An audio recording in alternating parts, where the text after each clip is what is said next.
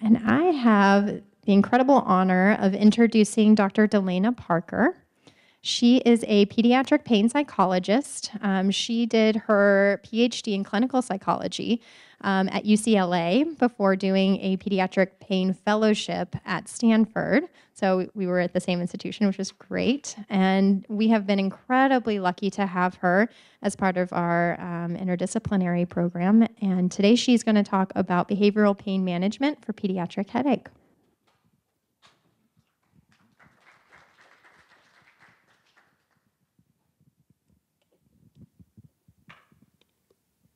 Okay, thank you so much. I'm really excited to talk to you all about pain psychology and the role that that plays in managing pediatric headache disorders. Go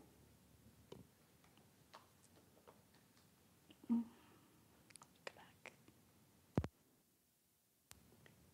Okay. All right, no disclosures. So my goals here are to just give you a brief overview of what behavioral pain management looks like and to talk a little bit about how to successfully make a referral and talk about this issue with patients. So in behavioral pain management or pain psychology, we're really focusing on, we'd like to see reductions in pain, of course, but we're also thinking about changing the thought processes, assumptions, beliefs that contribute to pain, pain-related behaviors, physiological processes in the body, and then the social context that really can play a big role in pediatric headache disorders. So we have good evidence for CBT in kids with headaches. So certainly it is effective in reducing pain intensity and frequency compared to things like a waitlist control, but also we know that there's added benefit to adding it in with a preventive medication. And so this is a summary of the meta-analyses that look at RCTs in headache populations, and we see that CBT emerges, and then within that, specifically the components of biofeedback or relaxation, even when pulled out of CBT treatment, can be effective alone. So what is cognitive behavioral therapy? It's a type of therapy that is based on the premise that psychological problems are influenced by faulty patterns in thinking and learned patterns of behavior. So we're really looking at behavioral principles and applying them to individual people to help create change. So there's lots of empirical support across a wide range of conditions in both kids and adults. It's a present-focused treatment, and it's time limited. So the idea is that we're trying to teach a set of skills and a way of thinking that can generalize to life and be carried forward beyond treatment.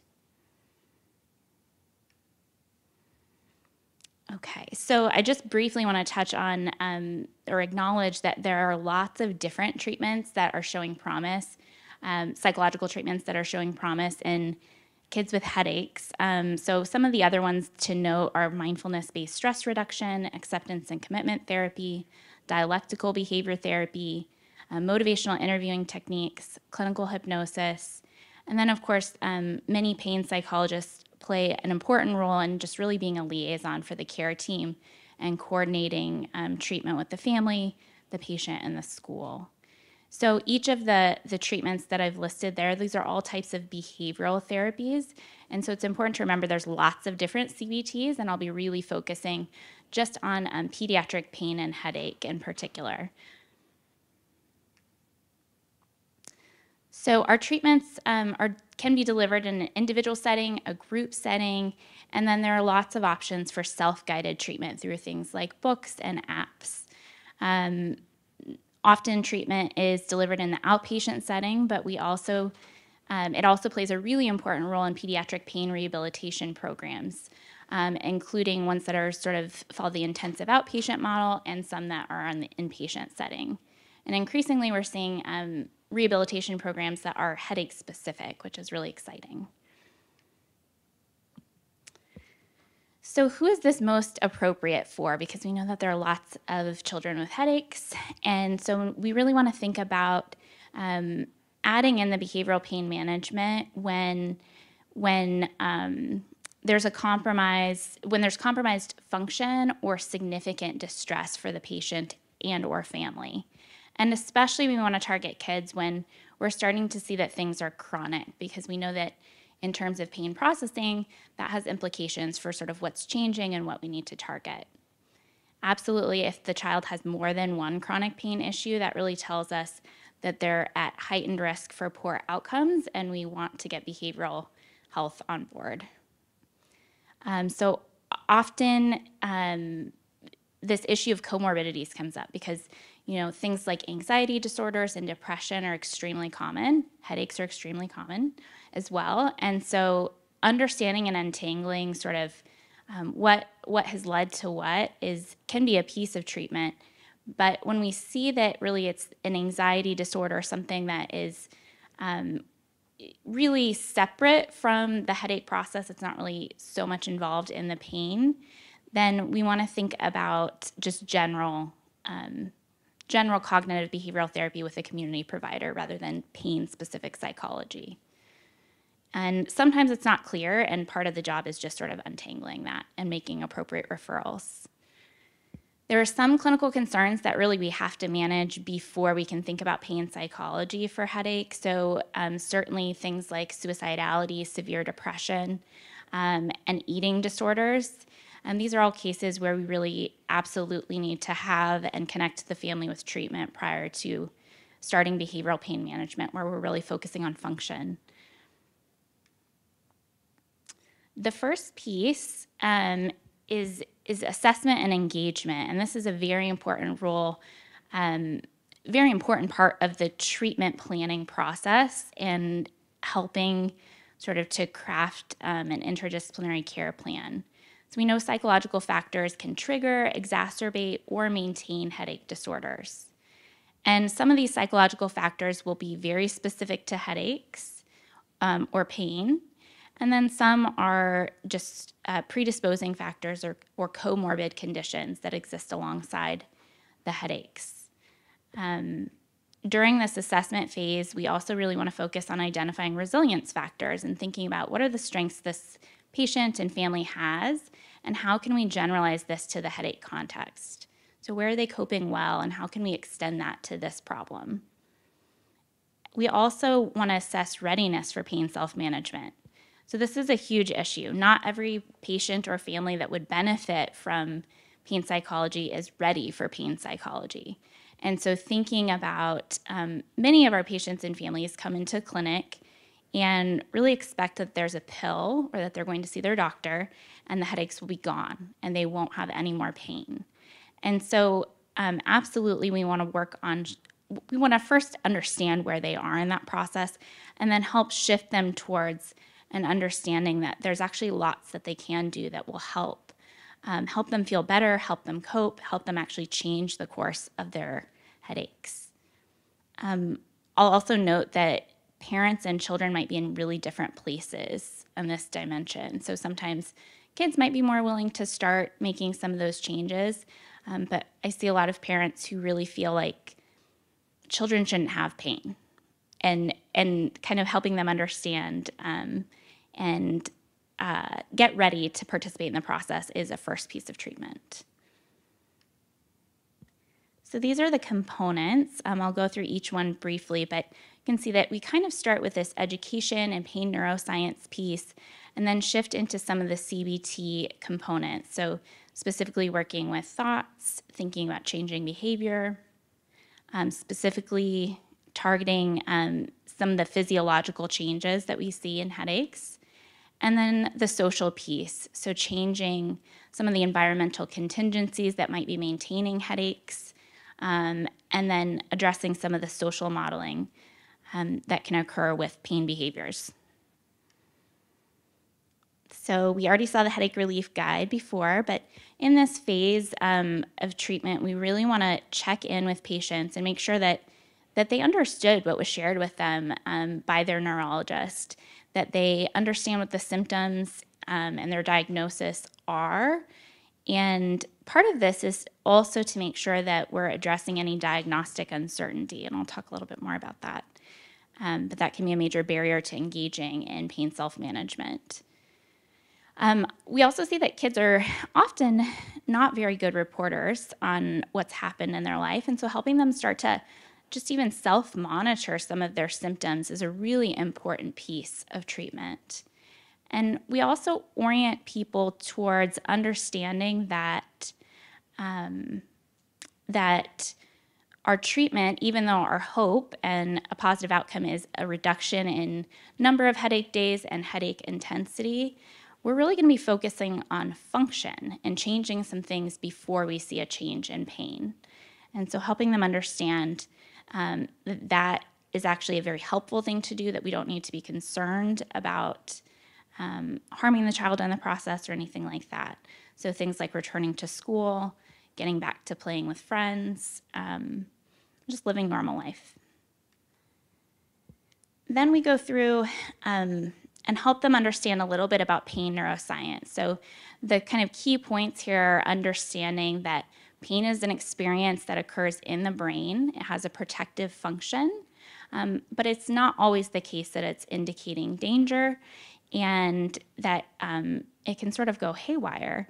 And we have these different factors where we see that nociceptive signals can either be promoted or inhibited at a few different points. And we think about that in headaches and help kids understand that, once that they have control, I guess, over many of these factors, and that that once pain has become chronic, they're more likely to have difficulties in descending inhibition of pain, of nociceptive signaling. Then cognitive skills training focuses on thoughts, beliefs, and assumptions that people hold, and we really want to identify the maladaptive or unhelpful thoughts that people have. And pain psychology research has uncovered a few that are particularly important, and so we target those when we're thinking about pediatric pain psychology for headaches. So pain catastrophizing is a tendency to magnify and ruminate over the pain experience. And it's one of the most predictive factors of ongoing disability. Fear of pain is the sense that I don't want to do something because I anticipate it'll make my headache worse. And so certainly that's really something that we want to look at. Pain self-efficacy, or the sense that a person has tools to manage their pain or do something when pain comes up. We help people understand or shift from a biomedical model of pain to a biopsychosocial understanding of pain. And so this is that change from thinking about, like, I can take a pill to address this, to understanding that pain is multifactorial and there are lots of things that we can do to address it. Diagnostic uncertainty can be a really important factor to think about. Often we see that patients and families have lingering fear that something has been missed or that something is going on for their child. And when that's the case, it's very hard for them to commit to treatment. It's very hard to move forward. And so helping to understand that, and then often the way we address that is not so much directly trying to alter the belief, but helping them understand and have access to their care team and have a discussion about what the diagnosis is and why the neurologist feels confident in it. And that can be really helpful, and then kind of coming back and promoting readiness for pain self-management. And then pain acceptance. So pain is a normal part of life for everyone. It's going to come up. If you have a chronic headache disorder, there will be periods of time that you likely have pain. And so how can we understand that and work with it rather than fighting it, because that can actually inadvertently heighten pain. And then we want to reduce pain-related disability through cognitive processes like coping ahead, so thinking about situations where you're likely to encounter triggers, planning, problem solving, and goal setting. Behavioral change includes lots of different strategies to just basically change what the person is doing. And so one of the key areas that we focus on is behavioral activation rather than resting in response to headache. So certainly there's a role for rest, but it absolutely should be used judiciously and only when it's helpful for the patient to lay down for a short period of time. Laying in bed all the time is not a helpful strategy, of course, for dealing with headaches. And then we want to increase opportunities for them to be engaging in activities that are fun and help give them a sense of achievement. And we should approach this using good pacing and making sure that children are ready to pair these behavioral changes with coping strategies. We introduce graded physical activity, social reintegration, and return to school. And all of these have an element of exposure, which we know is a key piece of cognitive behavioral therapies. And so by changing the behavior, we often see that certainly we see increases in function, but we also see changes in the beliefs and cognitions that are related to headaches. We teach pain coping strategies like distraction, distress tolerance, self-soothing, all of our relaxation modalities, and then help kids remember how to use the cognitive strategies in their everyday life.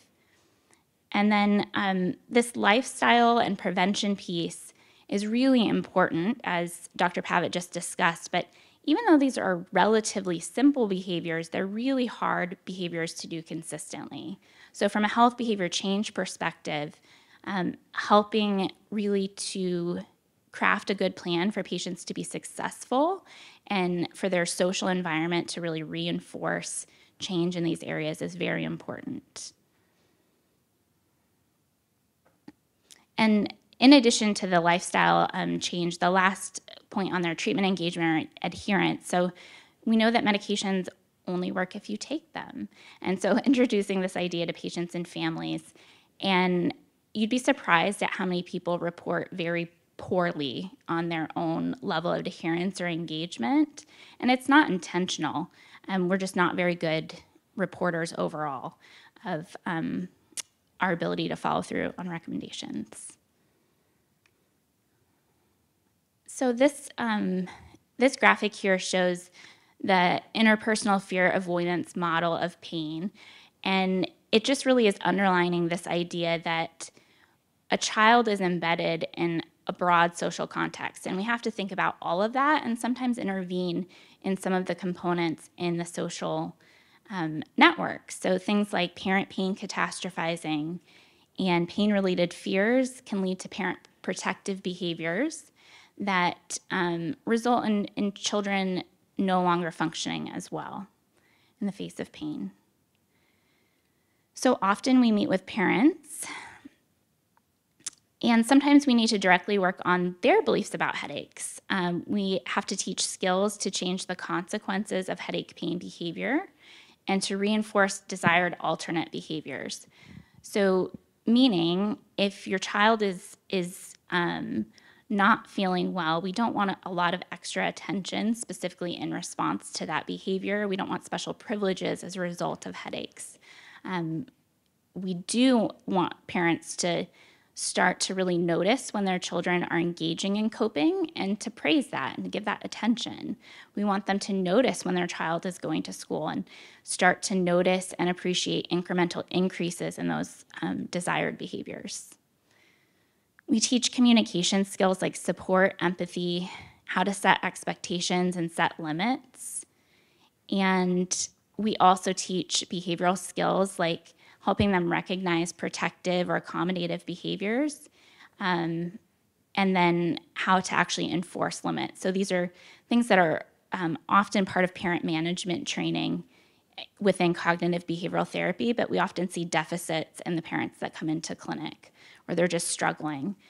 We talk about sometimes it can be counterintuitive to parent a child with pain, and some of the things that change when your child is sick or in pain in the short term make a lot of sense or are pretty benign, but then in the chronic context become really harmful. So physiological self-regulation strategies are a key component of of CBT for pediatric pain. And so that includes things like breathing, progressive muscle relaxation or passive muscle relaxation, guided imagery, self-hypnosis, and mindfulness. And each of these strategies is aimed at increasing parasympathetic nervous system activity to help counteract some of the processes that can trigger or worsen headaches. It's important to note with patients as well that these strategies have to be practiced regularly. We're trying to actually change the overall resting function, not just respond in an acute context. So we work with children to practice daily. And then biofeedback is a really helpful adjunct and part of the physiological self-regulation. So it involves sensors that provide feedback on a child's physiology. And so they actually can see this mind-body connection and understand that the strategies that they're using are helpful. Let's see. Oops. Go back. Okay. So a couple things to consider in your clinical interactions when we're trying to apply these behavioral principles. We want to think about reinforcers or things that increase behavior, and punishers are things that decrease behavior. And so reinforcers really are things like attention, praise, rewards. So if we think about a typical clinical interaction, it's very problem-focused. But I would encourage you to think about with these children, spend some time talking about their interests, about their efforts to return to school. Really think about what are the positive things that I can spend time with. How can I praise the parents for making tough but helpful decisions? Consider whether we've accidentally changed the environment in a way that makes it harder for kids to get better. So things like taking a child out of school and signing those notes sometimes can be really detrimental or make it really hard to think about actually increasing function. And then making sure that we follow up. I recommend following up on any behavioral change recommendations, including therapy attendance. So by returning to that topic repeatedly, we're showing patients that we really feel like that's an important change to make. And often people need to hear a message more than once to really move towards a place of making a change. Oops. Okay. So validating the patient's perspective is critical in promoting change. And I mention this because we certainly don't want to over-medicalize or sort of give too much attention to headaches. And so everyone knows that, but it can inadvertently lead to sort of not really acknowledging the patient's perspective. And I think it's very important that they feel heard and that they feel validated. And a lot of chronic pain behaviors actually make a lot of sense when we think about the experience of pain. They're just not very helpful. But showing patients that you understand that they're struggling and that things are hard. And that for parents that it is very distressing to see your child suffer. That's actually a very normative response. And that it often can lead to feelings of helplessness. Okay, and then just a couple last tips. So I recommend emphasizing the headache rather than any psychiatric comorbidities when we think about referring patients. I think that's an easier sell for most people. You can talk about how it helps you better manage stress and that we know pain is a very stressful process. And patients really benefit from hearing that this referral is not because you think that pain is all in their head or that they're making it up. Or it's not an indication that you're abandoning them. That's a common fear that we hear from patients and families. Oh, you're just sending me to the pain psychologist. You've given up. Destigmatize or normalize treatment. And you can share that psychologists are not all focused on clinical abnormalities, that often we're more like a life coach that's helping problem solve changes to things that are bothering patients. Okay. So thank you very much. I'm happy to take any questions.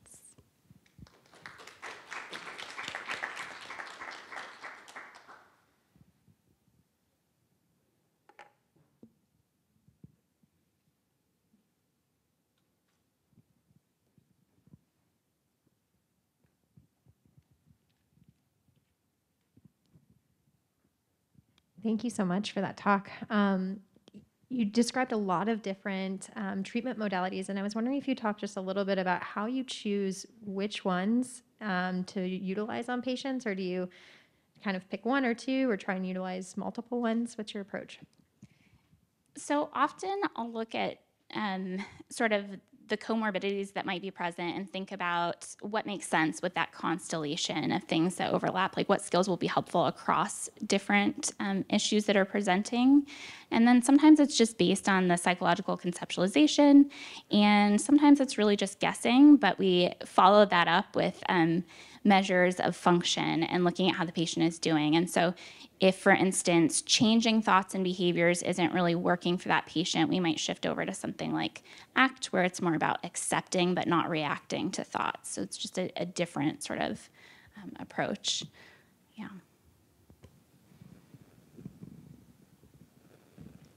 Can you please talk a little bit more about nutrition and eating? Yeah, so those aren't things that we directly intervene with, but we certainly know that that's part of daily life and behaviors for patients and families. And so we think about making those changes for regularity purposes. And then I think if there's anything more specific, we're going to be thinking about referring to a nutritionist. So what about the foods to avoid, like the aged cheeses and aged meats and the ones that have triptans in them, like dark chocolate and things like that? What are you advising patients? Well, I think Dr. Pavitt could probably answer that question. I will say from a psychological perspective, I often feel like it's not worth the struggle if it's really the parent who's pushing for those changes. Do you have anything to add, Dr. Pavitt? I was just going to say, I think the way that I approach it is it actually triggers it 100% of the time. And it's a known trigger every time I eat a specific hot dog brand, I get a migraine. Avoid it. Otherwise, we know the triggers are cumulative. And so patients, it can cause a lot of stress to try and track what types of foods I'm eating. And a lot of times it's not actually just that one specific food. And so unless it's something very specific, I say go ahead and eat. It's about timing, making sure you're scheduled, and having a variety. And we had a question in the chat. Excellent talk, Dr. Parker. And this might be for both of you. It's what's the wait list like to get into the clinic? And it sounds like y'all are doing such good work. Thank you. Can you get a microphone so that people in the call can hear you? Thanks.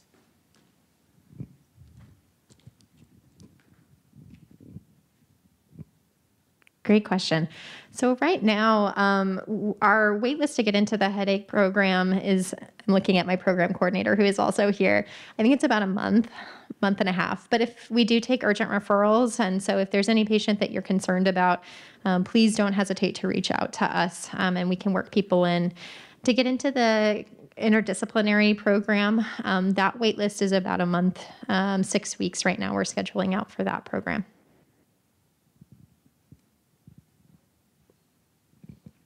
Great, thank